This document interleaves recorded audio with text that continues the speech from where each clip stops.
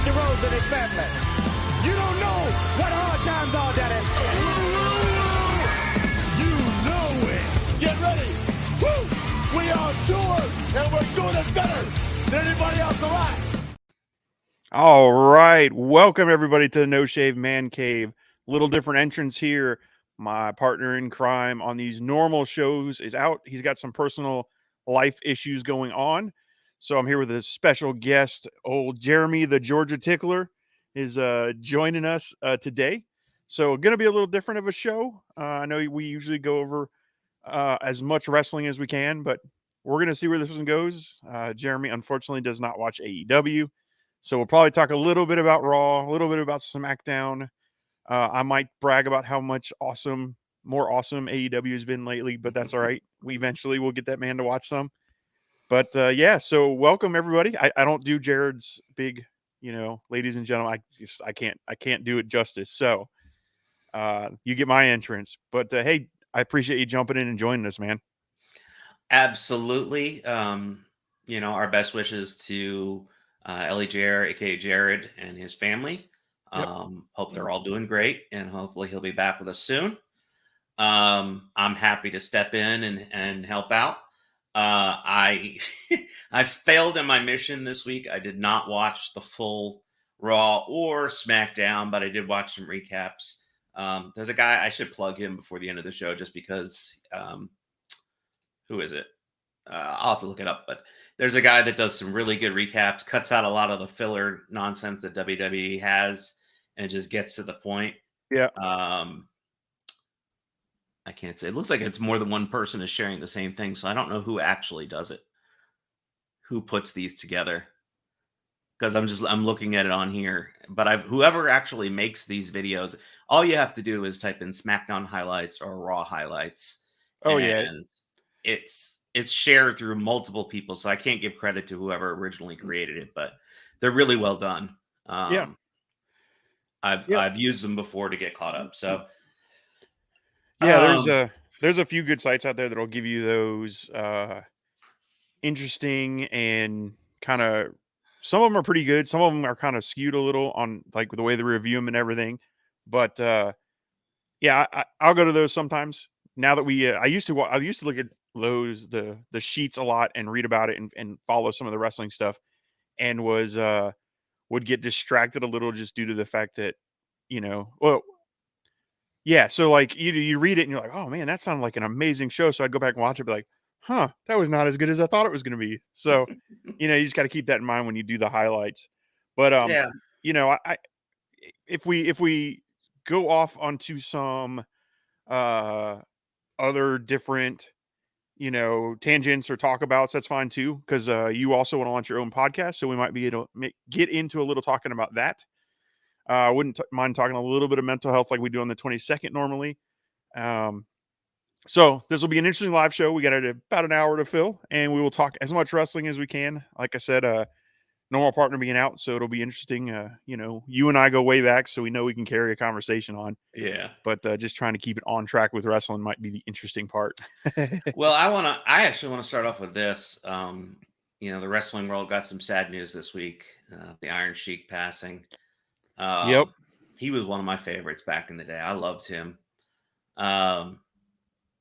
He's just one of those classics. And with his passing, I've been reading a lot about the adversity, a lot of the challenges he had. I did not know about his years and years of fighting drug addiction. Oh yeah. That was shocking. I was like, wow. He's lost some wrestling contracts and some stuff over the years because of his addictions. But he had been sober since 2015. That's amazing. Yeah. After a lifetime of cocaine use, I think it was. It's funny. I had an old school Iron Sheik shirt on the day before he passed, and I was wearing it at work. And one of my coworkers comes up, and he looks at me and he goes, so this is going to be the non-kid friendly part, but he goes, fuck you in the ass and make you humble. I was like, what did I do? What? And he's like, no, Iron Sheik, that was one of his problems. Like, oh, okay. Like I was just like, whoa, man, where did that come from? But he was quoting like one of his top, he went on a coke induced rant at one point Oh, yes, and yes. basically said that on YouTube or something and got in a little bit of trouble. But I mean, he Yeah. just pointed at me and said that. I was like, what? And then on it it's written in Iranian. So I'm like, is that what that says? He's like, no. He's like, 'cause he doesn't watch wrestling. So he's like, that's the only thing I know about wrestling. And I remember that that we were deployed.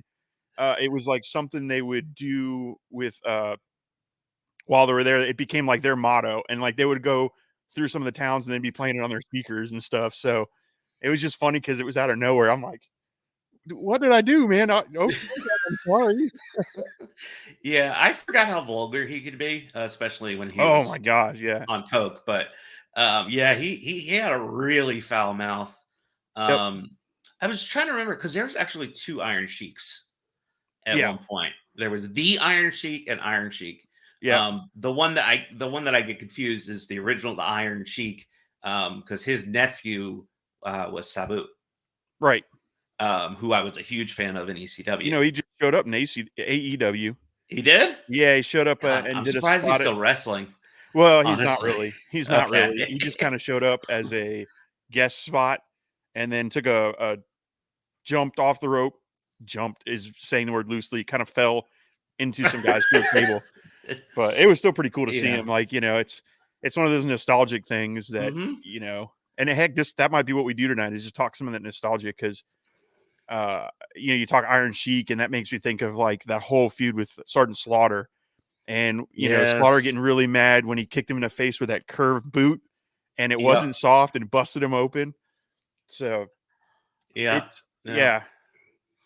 Um, one thing about Sabu, I'm not surprised that if he was still wrestling because of his age. I'm surprised because that man has broken every single bone in his body at least 10 times. Oh yeah. Destroyed cartilage, torn muscles. I mean, him and Sandman and Those ECW Raven, guys, yeah. the true hardcore ECW ones, the ones where they would bleed all over the place every match. And it I mean, spoiler, most blood is self-inflicted. Not in ECW. Yeah. They would actually make each other bleed. Yeah, they would rely on their partners to gig them a little bit. But Yeah. hey, so we got a real quick correction on the chat. It was the Sheik and the Iron Sheik. So there were two Sheiks, but one was Iron Sheik, one was the Sheik. Yes. So Yes. thanks, Andre, for calling that out. Thank you. Jeremy's a little rusty on his wrestling. I am. Well, for years, I didn't realize that there were two that had similar names and similar Yeah. characters, for that matter. So that was only something I became aware of later on. I thought they were the same person, and then I did research. Well, and I mean, realized, oh wait, we were there's two young back guys. then too. I mean, Yeah, I still was a thought kid. like Hulk Hogan was a real American hero for real. I thought that's the way he lived. So, yeah, but he was a character, to say the least. So he's missed.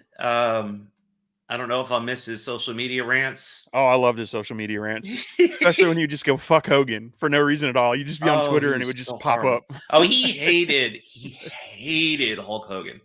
Yeah. Oh my God, I mean, did that man despise him. They liked each other, but yeah, he was one of those guys that like would always keep the work up. Cause I remember watching or listening to, maybe watching, I don't remember, but Hogan was on Howard Stern and Iron Sheik called in and they ripped each other up. And at the end of it, there was like, all right, love you, Hulk. All right, love you, Sheik. And they hung up. It was just like, y'all didn't think that would made the air, but it did. Yeah, he spent a lot of time on social media tearing down Hogan and someone else that he didn't like. He used to go after the Warrior and Sergeant Slaughter, and then when the Warrior passed, Slaughter. he stopped doing that. But yeah, he goes after Slaughter a lot. He goes after Slaughter. I mean, they had some classic in-ring conflicts because of Iran and him being supposedly this military hero, and it was classic confrontations for that, and they were some great matches too. Oh yeah. So, well, I mean, and he pretty cool story like him coming over from Iran because he was on the national wrestling team over there and all that stuff is pretty neat. And getting here and going, all right, well, national wrestling's not as big of a deal here, so let me go pro wrestling. And yeah, look what he did. Some of the amazing stuff he did. Yeah. I didn't know about his Greco-Roman background. Yep. I did not know about that. I was reading up on that the other day when I heard he passed. Yeah. Um, WWE just re-released his. I think it's on A&E, his biography or his story. yeah, So it's worth checking out if you get a chance. they were showing a clip of it on SmackDown. Yep. I think that was the one. Well, he self-produced that. He paid for that. Oh, really? Yeah, the Iron I, Sheik I didn't know that. documentary. Yeah, he self-produced that because at that time when he released it, it was like 2010 or something. Nobody wanted to touch him because at that point he was so high on coke and spewing all kinds of nonsense on the internet that nobody would touch him. And he wanted to have a documentary made about his life. He felt his life was interesting, and it was. Oh, So yeah. he self-funded that. Yeah. I don't know who directed it or anything like that, but they managed to get a bunch of talent from across the industry to comment on it and all that stuff. Pan I American saw it Games. years ago. All right. So he won gold in the Pan American Games. I knew he won Yep. gold somewhere. I just didn't remember exactly what it was. I was going to say Olympics, but it didn't sound right. No, So he didn't make it to the Olympics. we have a regular listener who's chiming me on, or chiming. That's an Amazon term. Sorry.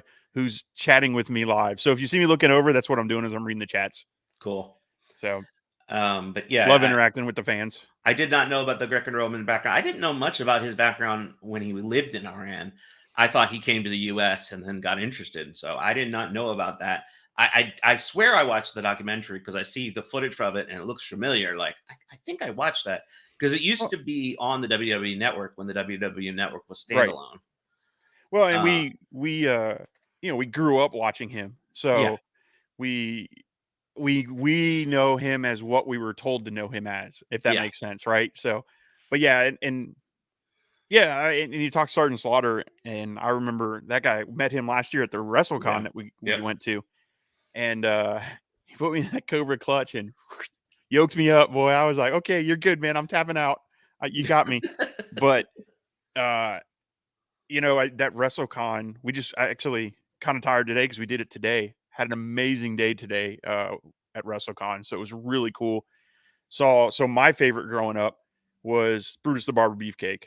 I mean, heck, was just one of my favorites. I know he wasn't like main eventer, wasn't like the most popular guy, but for whatever reason, him, Hacksaw Jim Duggan were like my guys, and the Ultimate Warrior were like the ones I loved, and he was there today, and it was so cool to kind of like, I mean, I'm not going to lie, I kind of fanboyed out a little bit, and I usually don't do that. So I went, we did the rounds. We met Bryan Danielson, Britt Baker, or Daniel Bryan, whatever he's going by. I always get him flip-flopped. Britt Baker, we met Thunder Rosa, Arn Anderson, Four Horsemen, took a picture with us. Yeah, that was cool. Took my picture and then signed our belt. And Jake the Snake Roberts. Yeah, we kind of made the rounds today. We're going back tomorrow. We're going to meet Kurt Angle, and we are going to meet Kurt Angle. Oh, and Rob Van Dam is going to be there tomorrow. So we're going to try to get with them. Speaking of which, I want to show you. I was going to show Ellie Jerry if he could make it on, but he couldn't. But I'm going to show you anyway because I don't know if you've seen this yet. Hold on. We unveiled it last episode on the live, but we created our own title belt. Let's see if I can see this up here. So it's Veterans Championship Wrestling, and it's got the military branches on the sides. So what we're going to do, and what I did today.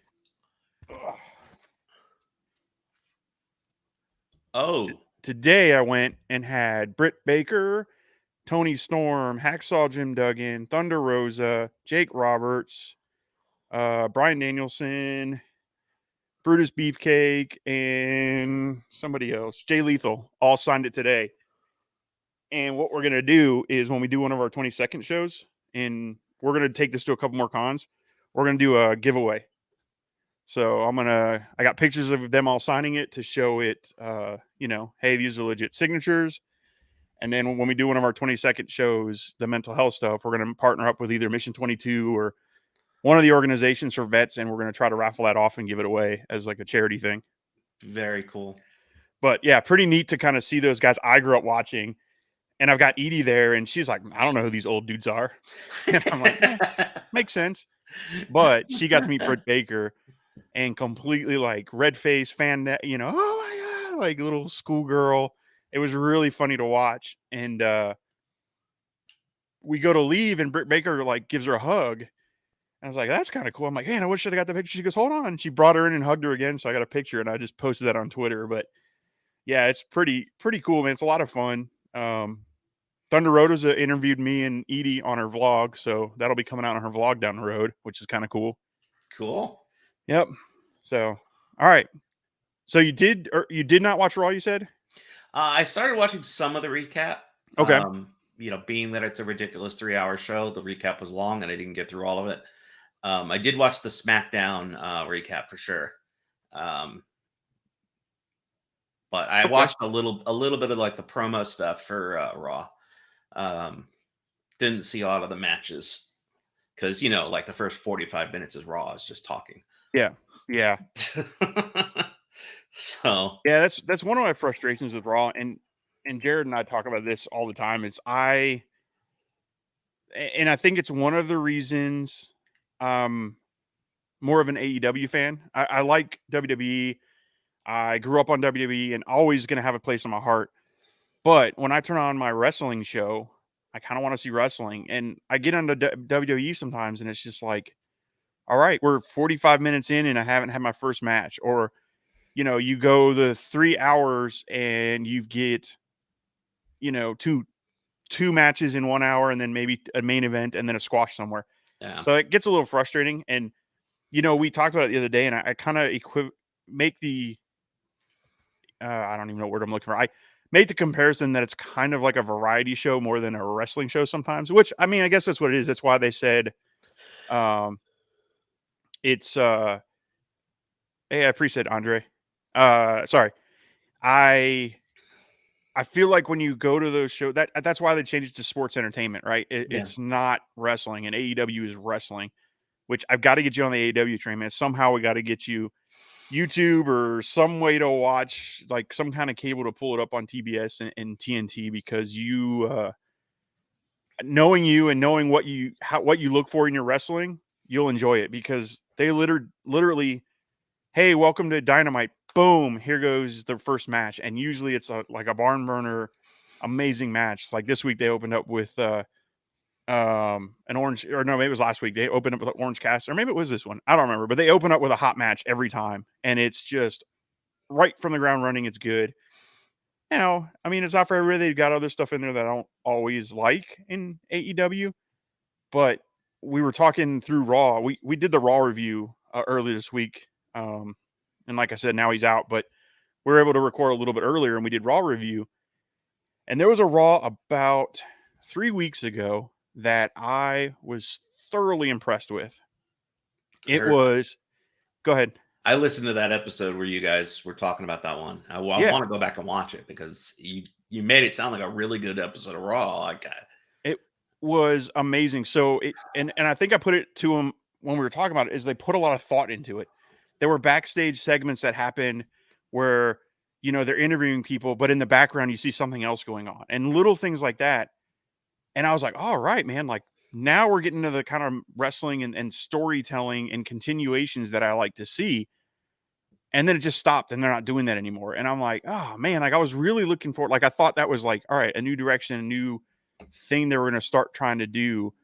And then it just kind of stopped. And it's back to not everything makes sense. Not everything seems to be connected all the time. But that being said, when they do have matches in the ring, they're pretty good. There were some good ones on Monday, but we'll talk SmackDown because you kind of watched some of the highlights on that. The Ali match on SmackDown with Escobar. Holy cow, that was great. man. That was great. I was going to say there are 3 matches that pretty much carried that show. That's one of them. And then the 2 women's matches. Yep. Those are basically carried the show. I wasn't a big fan of the final match with Jey Uso and Austin Theory. I don't know. I blanked for a second. That's all right.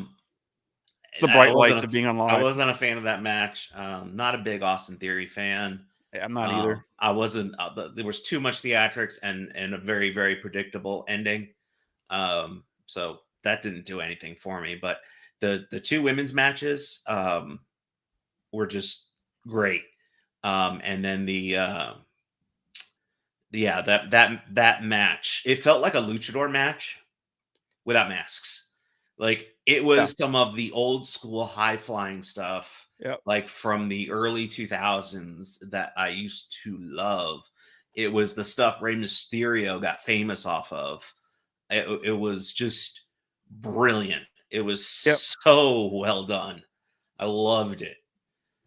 Um, and they both did a really good job selling it, even right up to the end when I don't know the characters that well, so I don't know the names. Escobar. When he pointed at the Money in the Bank, Oh, yeah. yeah, Yeah. like everything was sold. I tell you the spot that got me was the jump from the top rope to the outside, and Ali catches him with that drop kick. Mm-hmm. Man, I was just like, I was like, how are they not dead? It was such a great spot. But that's Mexican wrestling in its Yeah, purest. that's lucha. Yep. That is Mexican wrestling in its purest, because we used to watch some of that stuff back in the day. I know Jared still watches the Lucha Underground stuff. Well, it's gone now, but he's still I think he like finds it and watches it. Uh, um, but yeah, that crazy, and it's not just that how high do they jump; it's the stuff they do while they're airborne. It's like, Yeah. how do you just control your flight through the air that much? I mean, if I jumped off the top rope, I would just be focused on not breaking something. They twist and turn their bodies in such ways that it's just amazing. And that match was classic. I mean, for two guys I don't know a heck of a lot about, I love the hell out of that match. And that says a lot, right? That's one of those things, like, one of the shows we did when we first started doing this podcast. I say it like it was a long time ago. We're coming up to 100 episodes, but one of the things I said is like, hey, what's a match you would show somebody to get them into wrestling? Because I think that sells something more than most things do, right? Like, if I were to sit you down and say, okay, watch this match, and I showed you, oh man, I can't even think of I don't want to throw anybody on this. Let's just, a match where two guys are just in there going through emotion, right? And there's no emotion, there's no psychological storytelling going on through it, and it's just kind of happening in front of you. You're probably not going to watch wrestling now. But I've had to go and I show you The Rock versus Hogan, right? From man, I'm tired. I'm drawing blanks all the way, but from their WrestleMania, not their Raw one, their WrestleMania, Yeah, where they get in the ring and it goes from cheers for Hogan and cheers and then back and forth, and the story those guys told and the emotion. Yes, it wasn't a huge like Kenny Omega Okada match. Well, you haven't watched those either. It wasn't a huge Benoit versus Benoit versus Eddie Guerrero, right? It wasn't that level of technical match, but it was one of those that, as a new wrestler, like if I sat Edie down or Maddie or someone off the street and said, hey, watch this match and see what you think about it, and you sat down and watched it, it's one of those like, oh, like I want to know what else is happening. And that's what I got kind of out of that Ali match. Like there was good storytelling in it. There was some very great moves to keep you entertained, to where you're like, oh man, how did they do that? And yeah, I agree with you. I thought it was probably match of the night, if not match of WWE for the weekend or the week, because it was that good. It was very entertaining.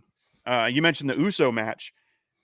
I was curious how they're going to get out of that one, because I know they're not going to pull the title off of Austin Theory, of course. and I knew they weren't going to,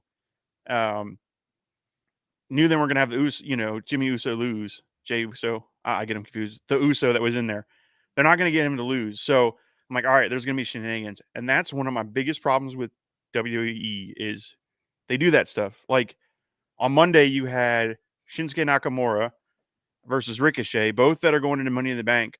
Immediately, I'm like, well, they're not going to have somebody win. It's going to be a no DQ, or it's going to go to DQ or count out, or something funny is going to happen, because why would you pin either one of them? You're both pushing them both. So, and that's one of the things I don't like, and that gets a little. Now, that's wrestling in general, right? It happens all the time, but it just seems to happen a lot when I watch WWE. And maybe it's because I turn a blind eye to it because I like the other one sometimes. I don't know, but I definitely get that more than I like to and a prime example. Now, I will say story wise, the Uso thing was pretty good. Like, I dig the whose side are you going to be on, and they're pulling it through. But I still think, and if Jared was on, I'd get a much bigger reaction. You could have done all this with the belt on Cody. Like, everything going on in WWE, you could have done if you'd have give Cody the belt. You could have still done the Bloodline storyline. You could have still done Cody and Lesnar. I still think it was a bad move. I don't think they're ever going to get that enthusiasm for somebody taking the belt from Roman like they got. Yeah. You watch WrestleMania, right? Oh yeah. Yeah. And it was a predictable disappointment. It was a great match. Which is a great description for WWE overall. It's a good thing Jared's not on here. He'd be fighting us because he's still. I like to tease him. He's got a WWE brain. Yeah, so. And he agrees. Oh yeah, he says it too. I very much agree with you. My biggest complaint about WWE, the thing that drove me away from wrestling, for so many years, was the predictability. Yep. You always know the outcome of every major match before it even happens. There are no surprises. There are no big twists. And then they don't put enough emphasis on the technical skill. So they put emphasis on the selling, but on the complexity of moves, those are few and far between where you're watching this. How did they do that? There's not enough of that to carry the predictability. Like, if I saw, if that match, that Jey Uso, why do I keep blanking on his name? I don't like him. That's probably why. Austin Theory.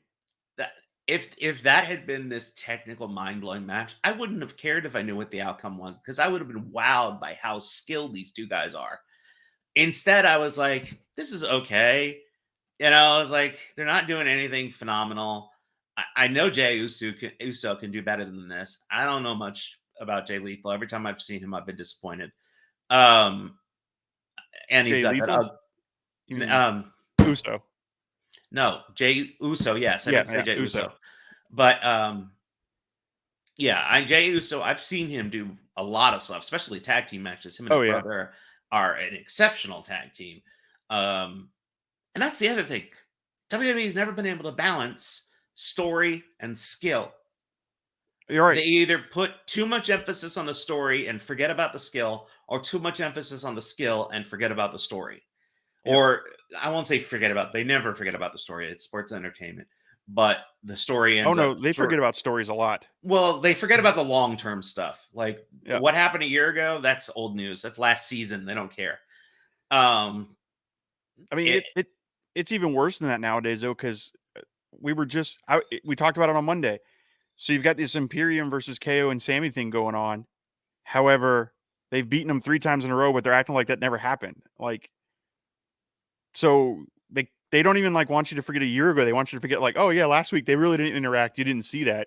But I'm like, yeah, we did. They just beat them in a tag team match. Now I will say the Gunther KO match on Monday was pretty damn good.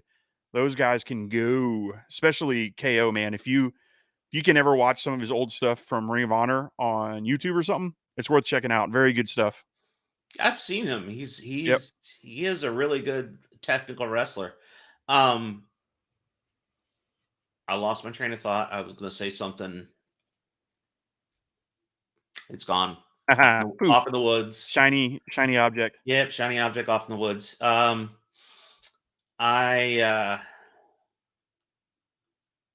move on. It'll come back or it won't. I don't know.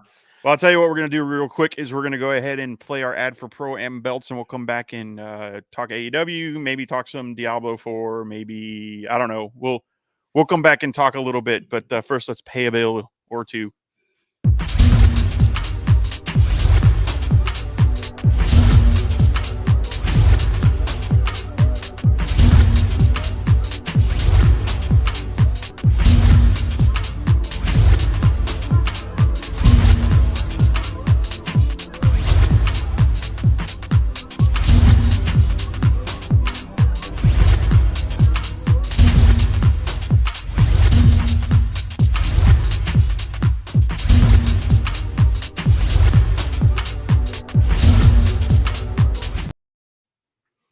Oh no, Jeremy got up and ran away. Oh, there he's back. I I was was trying like, to I read. look. I was trying to read something with my bad eyes, and as I was Oh, like leaning in my second monitor really close.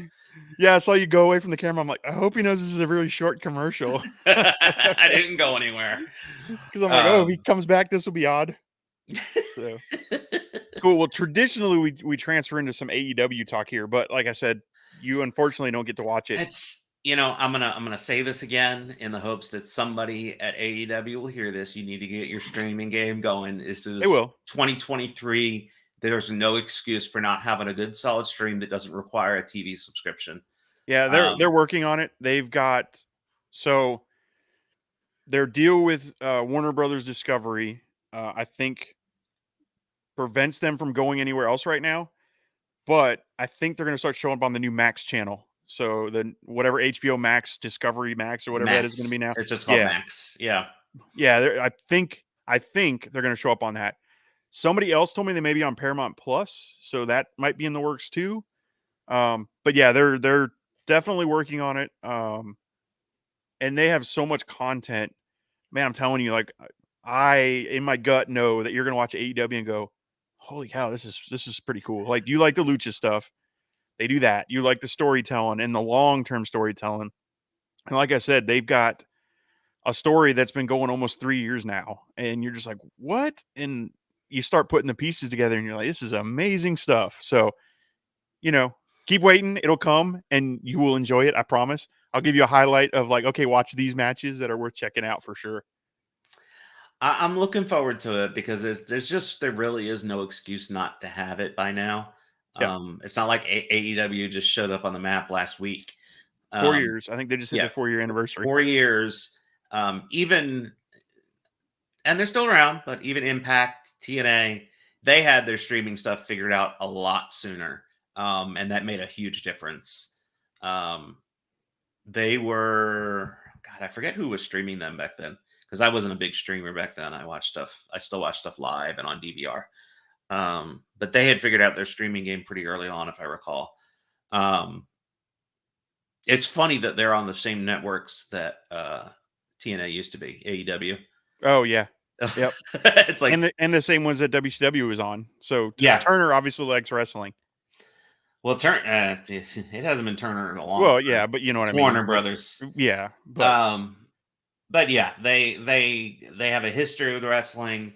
Even pre WCW, I think they used to air some NWA stuff. So Turner Broadcasting, Ted Turner himself was a huge wrestling fan. And all the Turner Broadcasting channels used to have some kind of wrestling on them over the years. But now it's all Warner Brothers, and Warner Brothers is all about big business deals and big money. So yep. They're going to support whoever brings in the cash that isn't WWE, because WWE is locked down with Fox and USA. Well, and funny you say that, right? So WWE has come out and said that they may be coming off of Fox and USA, which I think it's Nick Khan just talking trash, and maybe I think futures are coming up, which is where they renegotiate contracts and stuff. So I think that's just him talking. But he recently made a statement saying that he'd be okay moving Raw off of Monday nights and not necessarily being on USA. That's my bank, on USA.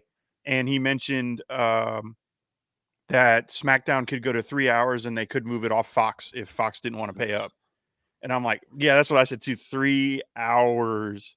I'm like, that is a long. Oh man, that's a lot of WWE.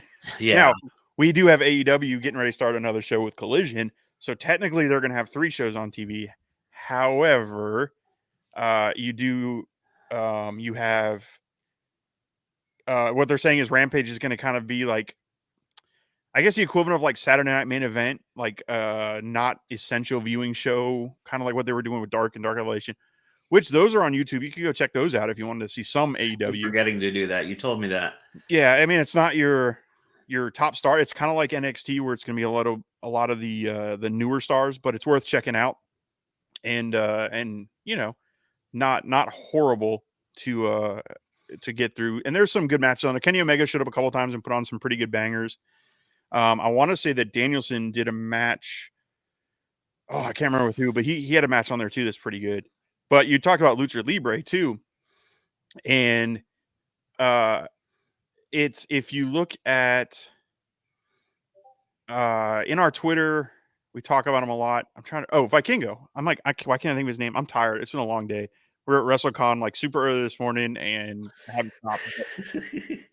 Yeah, so Vikingo. If you like some of that lucha stuff, go check out some of his YouTube. Like just do a YouTube highlight or pull up our Twitter, No Shave Man Cave, for those that want to follow us. No Shave Man Cave Twitter. But yeah, check out our Twitter. And I think Jared posted a bunch of like highlights of his. That guy can like I thought Ricochet did some crazy stuff. This guy does it just blows my mind some of the things he does and how he can turn around and work backwards and all that stuff. It's crazy. Yeah, I'll have to check him out. I'm a big fan of lucha wrestling. It hasn't always been the easiest to see in the US. But Yep. yeah, it's so many wrestlers that I love went down there to build up their skills and their name.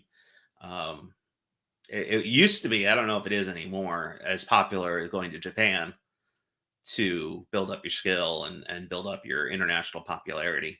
Yeah. But yeah, I am a fan of the high flying. If you want to see some cool lucha stuff and it's a little older, you should try to find some of Chris Jericho's stuff when he first started in lucha, because he did some matches back then that were Seen him. Yeah, man, he did some stuff. Yeah. That's And where when I talk about the wrestlers that cut their teeth in Mexico, he's like the top. He's one of the big American wrestlers, or technically Canadian wrestlers that he lives in Tampa now. Yeah, but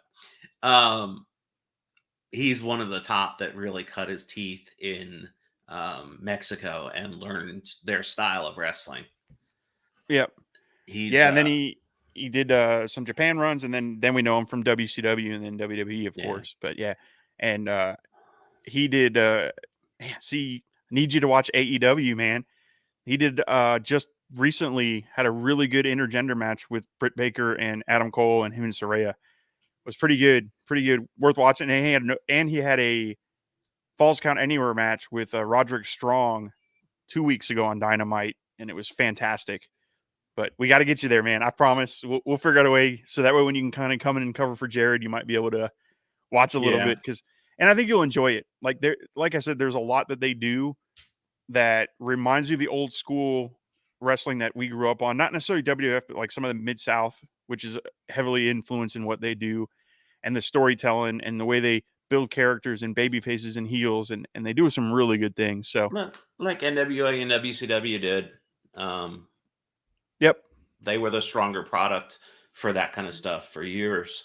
Yep. And now we got Forbidden Door coming up again, which again, you could get the pay-per-views at least. So this one, they're building some stories to it, which is cool, because last year Jared and I went to one live.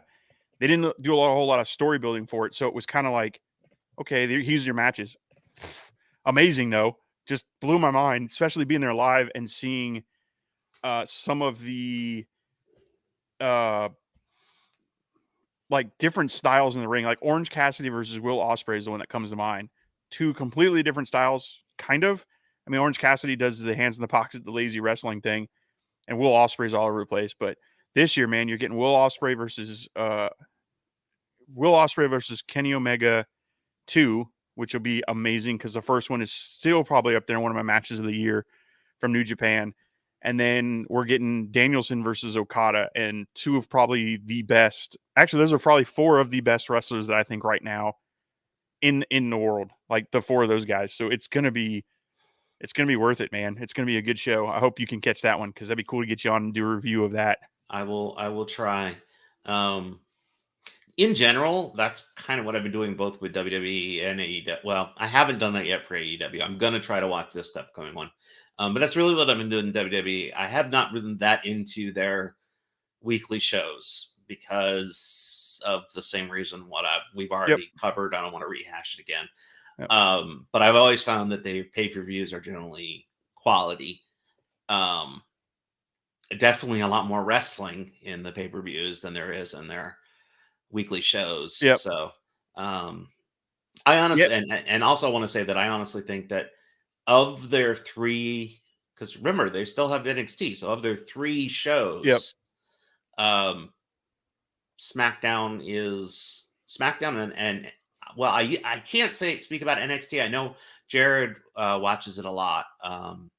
I used to watch NXT pretty faithfully because that's where Asuka debuted, and Yeah. I had never seen any of her New Japan stuff. Oh, man, some good And stuff. she is my hands down favorite female wrestler. Her and Becky Lynch are kind of like pretty tied.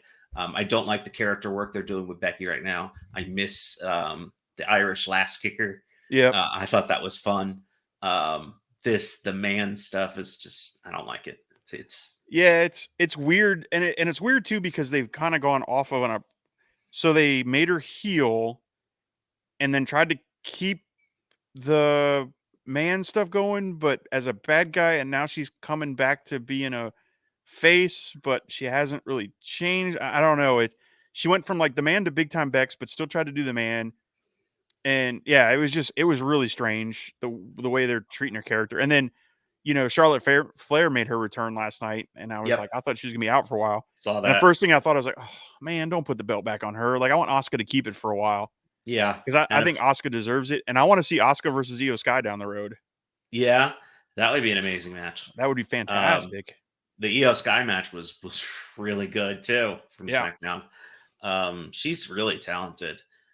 Did you see the Io Sky Bianca Belair from the Puerto Rico show? No, I did not. Oh, it's if you got the network, go check that match out. Actually, the whole show was really good, but that match and so everybody popped for Io Sky, like cheered her to where Bianca was almost playing the heel, and you could tell it just energized them. It was actually a really good pay-per-view, worth checking out. And like you said, I missed that one. I do need to go back and watch it.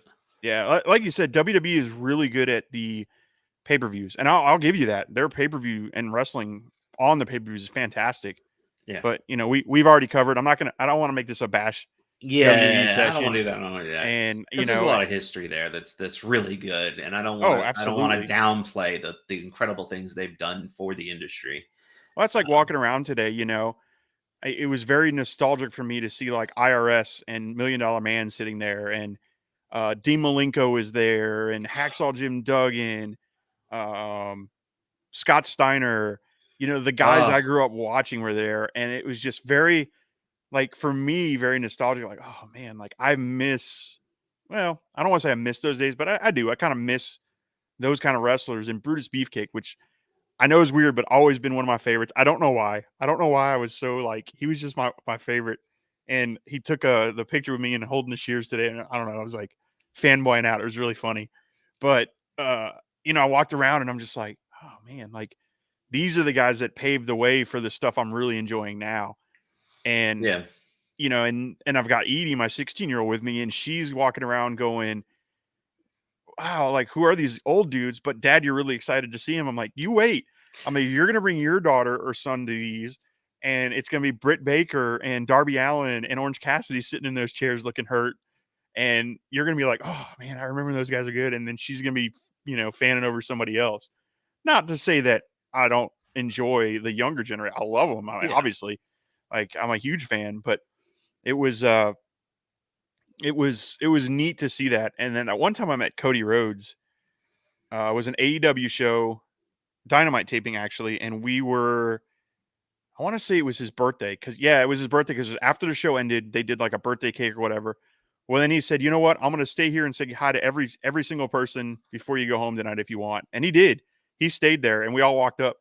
And I walked up to him and was like, "Hey, I appreciate everything." And I said, "This is my daughter." I said, "I grew up watching your dad, and now she's grown up watching you." And this was right about when he announced that they were having the baby. So this was a while ago, obviously. And I said, and then like, just like her kid could grow up watching. I'm like, it was just so weird. And he's like, oh man, that's really like, that's cool. And he, whatever, shook my hand, gave me kind of a pat on the back and took a picture. But it was just like neat to see that generational thing happening with him and his dad and his kid, and then me and, my daughter and eventually her kids. So love that, and that's one of the things I love about wrestling is it's one of those things that I don't think is ever going to go anywhere. It's been around for what 100 and something years, I think, if you go back to the Great Depression and the carnival shows, which is where it started. Yeah, oh yeah, So vaudeville. it's been around forever, and the fact that it can be passed on from generation to generation is really cool. And yeah, it was neat. It was very cool, and you know, walking around today, and everybody I showed that belt to, man, what kind of belt is that? It's really cool. Well, this is what it is. Like, you know, we're two disabled vets. Well, you're not, but Jared and I are, who the usual host. You know, two disabled vets who started a podcast to just BS about wrestling. And then on the 22nd, we do a lot of mental health stuff, which is, you know, when we have you on. But you know, we tell our stories, and then and I told her this, and I said, and that belt, we had it created, and we're gonna get everybody to sign it until I can get it full, and then we're gonna do something to give it away to somebody, which kind of hurts because I really like it and I don't want to give it away. But I told Jared next year we're buying 3 of them, so I can get everybody to sign one or sign both of them, and then I'm gonna keep one for myself. But yeah, this we're in this for the long haul, so it's definitely something we're gonna do down the road again for sure. Yeah. But go ahead. I was going to say, I really want to go to one of those things just to meet a lot of the classics. You know, some of the classics that I love are gone, unfortunately. Yep. Ultimate Warrior, Junkyard Dog passed, I believe. Yep. He was, I loved him so much. Yeah. Do you remember the stupid Hulk Hogan Saturday morning cartoon thing? Yes, I do.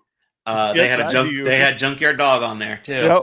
They all used to get on a school bus. I don't remember why. I just remember them getting on and off a bus a lot. Yeah, I don't remember why either. I don't know. Oh man, now I'm gonna. It was horrible. It was a horrible cartoon. It really was. I'm gonna have to go see if I can find that in like YouTube World or something. Because I do remember that. It was bad. Mr. T was on it, and then Mr. T got his own cartoon. Yep. Yeah, I do remember that. Oh man, talk about memories. Whew. Yeah, I loved Roddy Piper. I was a huge Piper fan. He was hands down probably my favorite wrestler of the 80s was Roddy Piper. Oh yeah. He was just the greatest villain. Like pre-Attitude Era when the villains were cool. Yep. He was the cool villain. You know, him and Ric Flair, but Ric Flair was always a little over the top. But that was his character. That was his character. Yeah. And well, I mean, according to his many wives, that was him. It was not his character. Yeah. It was not a character. Even said that. That is him. Yep. That is him. Yeah. He said that on one of his documentaries. Like, yeah, it's not really a character. That's just me. I'm like, yeah. He just never turns it off. It's amazing it's amazing he's not like Steven Tyler with like kids that didn't even know they were his kid. Like I saw a thing about Liv Tyler, how she didn't even know she was Steven Tyler's daughter until like high school. Oh wow. That's crazy. So yeah. I'm surprised he doesn't have like a chain of kids around the country or around the world that don't even know maybe he does. We don't know. Yeah, he might. Styling and profiling. You should like next year they do this every June-ish, like first weekend or second weekend of June. Maybe next year you can come down like on a little vacation, stay here in the man cave, and we'll get you over to see. I don't know who the guests are for next year yet. And just a spoiler, we're trying to host it next year. We're trying to be the media host for it. So I made some connections today with some of the people that work there and some of the guys that put it on. So we're going to try to be the host podcast next year. So like I said, We're ambitious. We got a lot of stuff we want to do, and that's one of them. That would be really cool. Yeah. I'd love to be part of that. Yeah.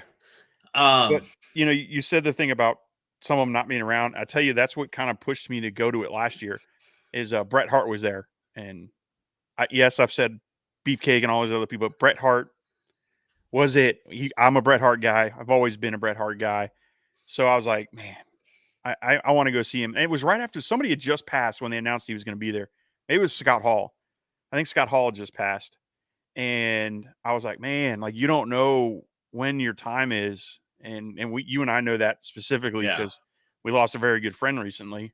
But you never know when that's coming. And it was just like, yeah, I'm gonna pay. Like I've always said, I'm never paying for an autograph. That's silly. Well, I'll tell you what, like after that, I'm like, yeah, I'll pay for Bret Hart. And now I'm like addicted. And I'm like, yeah, sign this, please. But that's kind of, and same with when we went, I saw Bret Hart and Sergeant Slaughter was there, and I'm like, man, I liked him growing up too, so I got him to sign. And yeah, it's one of those things like walking around today, you know. Well, and the Bushwhackers, right? Bushwhacker Luke was there, but they were supposed to both be there, and the one just passed. So Butch, I think it was, just passed like literally they announced he was coming, and then he passed like a couple days later. So it's like, oh Oh God. yeah. So it's one of those things like, you know, these are your heroes growing Yeah. up, and I wanted to have stuff to remember them by, and, you know, tell my kids who they are, and like, hey, watch these matches. Because Edie went home last time we met Victoria, and she went, and first thing she did was watch Victoria on some of her matches on YouTube. I'm like, that's cool. Like, you know, by the way, WWE, if you're listening, she needs to be in the Hall of Fame. But I'm just saying. But, you know, so it's cool to like I said, that generational thing, and you know, Beefcake and these guys signing this today. Like Hacksaw Jim Duggan was supposed to be there last year too, and he had his cancer had come back, so he didn't make it because he had to do treatments. So it was really cool to see him this time. So yeah, man, next year this show does a really good job of the old and new. Like they'll bring in like Jay Lethal and Britt Baker and Tony Storm and Anna Jay, and in the ring, because I'll have a ring set up and they wrestle throughout the day. You'll have some of the guys you've never heard of. One of them's a guy named Bougie, who's from New York and the local indie scene up there. I talked to him on Facebook. I was supposed to interview him, but with Jared out, we kind of cut it because I don't want my first interview to be without Jared, if that makes sense. Yeah. I know I'm a loyal guy, but with we were supposed to interview him, but like, so you'll have like the indie guys who you kind of may know a little bit if you're into like some of the Twitter feeds and all that. You'll see them here and there. So you've got them doing their thing, and then they usually have a setup to where you can go see them. Then you've got the younger generation, the Britt Bakers, the Jay Lews, like I said, and then you get the older generation, like Butterbean's there, Ken Shamrock, Dan Severin are going to be there. I think Dan Severin was there today. I think Ken Shamrock's tomorrow. Kurt Angle's going to be there tomorrow. Rob Van Dam, but you know, so you get some of those older, like you basically like 3 generations of wrestlers in the area, and it's really cool to watch them interact with each other. You know, it's neat whenever the wrestling's going on in the ring, all the wrestlers kind of watch. You know, they may be signing stuff, but anytime there's not somebody in front of them, they're watching the ring, and you'll hear them talk to each other about it. It's pretty neat. And then you'll see a lot of the young guys go up to some of the older talent and talk to them and speak with them. So it was pretty cool to see that happen. Yeah. God. Trying to think who would I want to meet? Like, what would be my dream as far as who's still alive and ticking? God. Haven't met Hogan. I wouldn't mind meeting him. It's not on top of my list though. So Hogan's a weird one because of, so yes, growing up, loved Hogan, everything, but then all the scandal hit, you know, and it's kind of like, Yeah. I kind of like, I've got a signed belt from him up there that Amy got me. And I'm like, man, like nowadays people just don't seem to forgive people. And he's come out and said he's sorry and people have defended him, but there's some pretty nasty stuff he said. So yeah, he doesn't do a whole lot, but I'm with you. I would totally go to meet Hogan. Ric Flair, I'd like Yeah. to meet him. yeah, yeah. I met him once when I was going to wrestling school back in Tampa, but I didn't consider that meeting him. It was more like we were in there training and he was there. But yeah, Beefcake was on my list. Bret Hart, obviously. Yeah, I'm not sure of any older generational ones that are out that I would probably, because it was Hogan and Slaughter, and I met both of them. I would have liked to meet the Sheik, but obviously, Yeah. he came like 3 years ago to this WrestleCon, and I didn't go to it then. Damn. But yeah, it would be really cool. Man, that'd be a good conversation to have at another time too. Is like, all right, like what are some of the wrestlers that you know you would like to watch and meet? And then Jared and I want to do a Mount Rushmore of wrestlers. We're gonna get together and do our top fives once he gets through the other side of the things he's got going on right now. So we'll tackle that. We'll have to get you on. But so we got about 5 minutes left.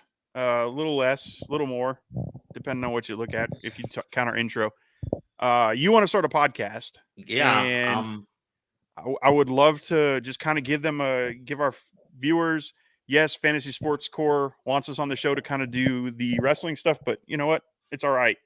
What do you want to talk about on your show? And like, you want to give them a little idea on what we're going to talk about on, was it Rolling for Recovery? Roll for Recovery. Roll for Recovery. So first, I just want to say the name where I came up from it. Recovery is a lot of people think of recovery and they think of either recovering from a physical illness, or if they think of it in the terms of mental illness, they think of more of recovering from addiction.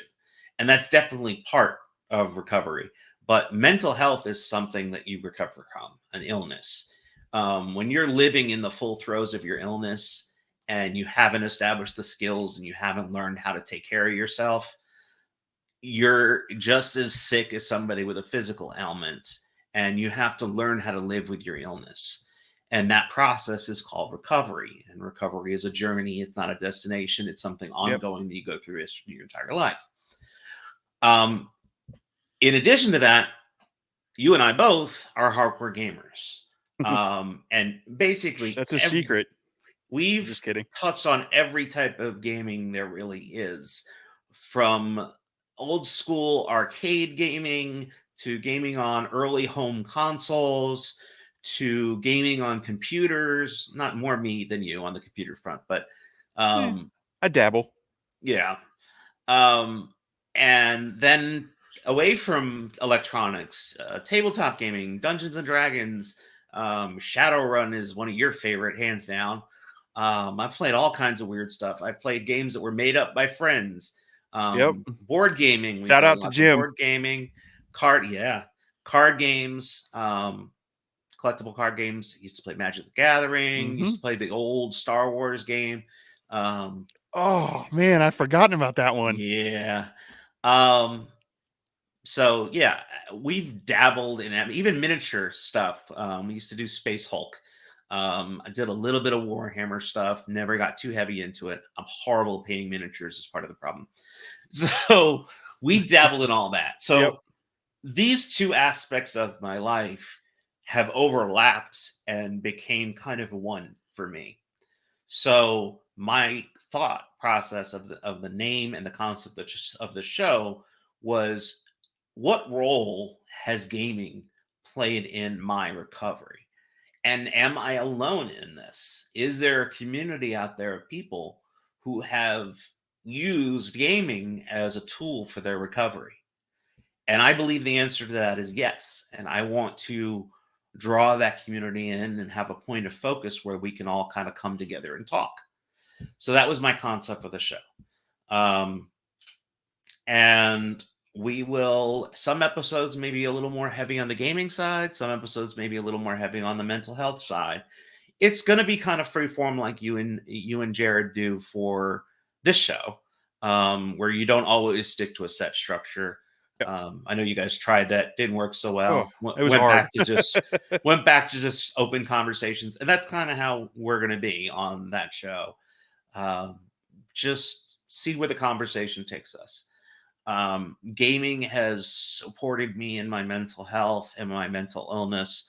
But I also want to discuss things like the negative sides of gaming and mental health. There are times where I've bordered on addiction to gaming because it allowed me to escape reality.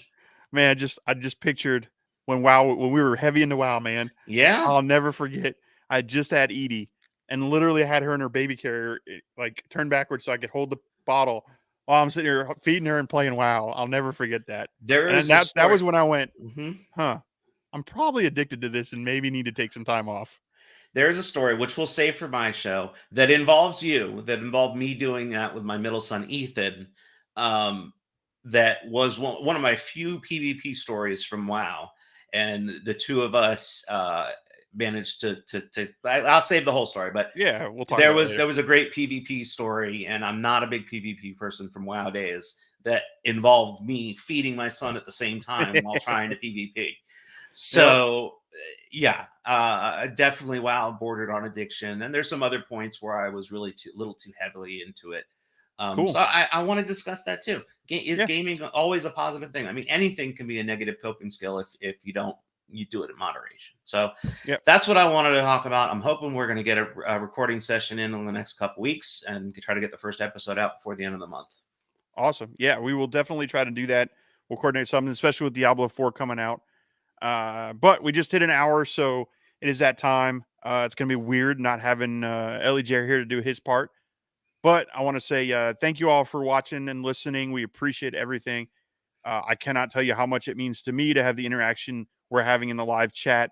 I'm just a regular military guy who decided to talk, and I'm talking to people about setting up interviews and stuff. Fantastic. Absolutely love it. Appreciate everything. Follow us, No Shave Man Cave, on Twitter, Instagram, TikTok, YouTube, and Rumble. Love interacting with the fans. Love chiming. There I go with Amazon term again. Texting with you guys, and enjoy the interaction. Jeremy, you do not have a Twitter or YouTube set up yet, right? I'm working on it. Okay. I'm gonna before we go live on my first show. We will definitely have a Roll for Recovery social presence. So All right. working on it. So be on the lookout for that. We'll obviously make announcements through our show too to help you out and get the word out on that. I'm not going to be as good at this as Jared is, but I'm going to try. We appreciate our men and women in arms. Some gave all gave some. Remember you're loved. Remember you care. It's okay to not be okay. Take care of yourselves. Take care of each other. And we will see you on the floor. Oh, crap. Where's my button?